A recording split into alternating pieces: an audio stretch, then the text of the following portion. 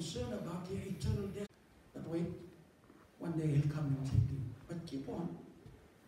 Don't give up. Every morning keep on telling him.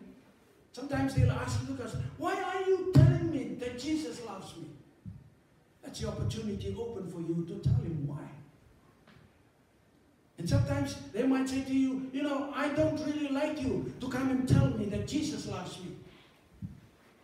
He says, but I cannot help it because I know you are here because of Jesus' love. And you know, you keep on telling them. But when they get into trouble and when they get into a situation where they do not know where to turn or where to look, they'll turn around to you and say, hey, can you pray for me? I've been talking to some of you soldiers, you know, Fijian soldiers. While you are here, you mingle with those that are non-Christians, those that don't really know about the God that we serve, and they look at you when you pray and when you go to church. Man, they make fool of you, they make fun of you. But out in the battlefield, what happened? They turn around and say, hey, you Fijian, did you pray? Can you pray for us before we go out into the battlefront? And while you are there shooting at the enemies and the enemies are shooting at you, I know some of you will call out, some of them will call out, hey, my brother, please, can you pray? You know, that's the way you can be influencing others. That's the way you can witness to others. So do not separate yourself from the world. Do not isolate yourself. Another result of stewardship. Well, let me ask, what is stewardship? What's that? Speak it. Custodian of God's property. Custodians of God's property. Yes, that's very true. What else? Well, in this lesson this week I have read, it says, it is the act of thriving while managing God's call to live godly lives. Right? The act of thriving while managing God's call to live godly life. You grow in the work that you do, but then at the same time, you manage to live godly life. That is stewardship. And we are to be different and cast an influence to make a difference in the lives of others. You got your Bible there with you? Please read 1 Peter chapter 3 and verse 15. Anyone got his Bible? Read 1 Peter chapter 3 and verse 15. What does that text say? But sanctify the Lord God in your hearts, and be ready always to give an answer to every man that asketh you a reason of the hope that is in you with meekness and fear. First of all, before you go out and try and influence others, the first thing that you need to do, and the Apostle Peter is saying to us, what? Sanctify the what? The Lord God in your heart. What does that mean? I think the simplest way to put it is you have to be with God and God has to be in you because you cannot share God right now is the hand. You cannot give something that you don't have. Right? You must accept the Lord Jesus Christ into your heart. You must be firm in your relationship with the Lord Jesus.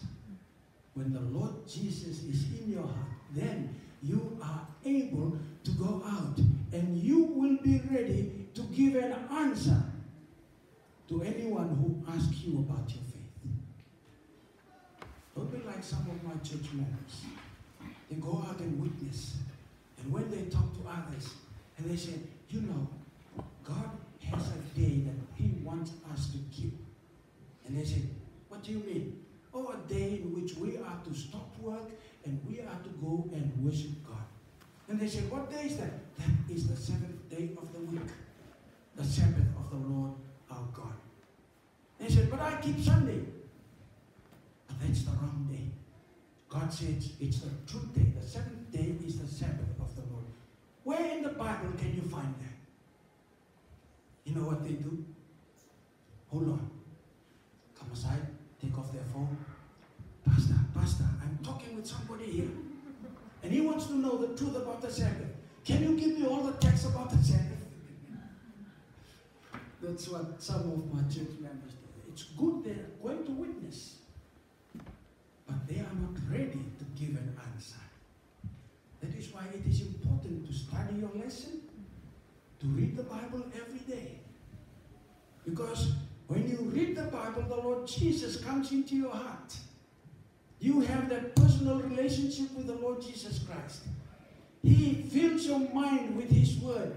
And when people ask you, it's just automatic. It comes out because as you read it, the Holy Spirit will remind you of those texts and you can be able to witness. You know, the reason why many Seventh-day Adventists cannot witness is because they just do not read their Bible. They do not have their lesson studied. And I tell you, Seventh-day Adventist is the most fortunate amongst all the Christian churches in the world. You know why? We have our spiritual food prepared well for us. Every morning we have a what? A morning watch for our morning worship. Texts that are given and the explanation that will fill our hearts before we go out into the day. Every evening we come back for evening worship. What do we have? Our Sabbath school lesson study, which comes out every day each week. It has the question, it has the text for the answer of the question, and the explanation under those questions. And when we read, we study that. You know, if we are faithful every day, we will know our Bible very well. And it's not only that. We have what is called the Bible Year Reading Course. And that is to encourage every church member how many chapters of the Bible you have to read each day. And by the time you come to December 31, you have completely read the Bible. How many of us here have read the Bible through? Let me see your hands. One. Very good. I've read the Bible through about 8 times. And you know, I just don't read it just because I'm a pastor. I have to know what I have to preach. I have to know what I have to tell people. That's not the real reason why I read the Bible through. You know, the reason why I read the Bible through, it is for my personal devotion and my personal relationship with Jesus Christ. All the other things come later. And they are very useful. But as you read every day, I tell you, you will learn a lot of things in the Bible. And sometimes while I'm driving, I don't read. I put on the DVD on my DVD player in the car. It goes on reading. It reads while I listen. At one time, we were traveling with my wife. Oh, in the morning, I went and picked her up. And the text was being read. And my wife was very surprised. She said, wow, it's the first time I hear that story in the Bible. I said, it's been there for more than 2,000 years.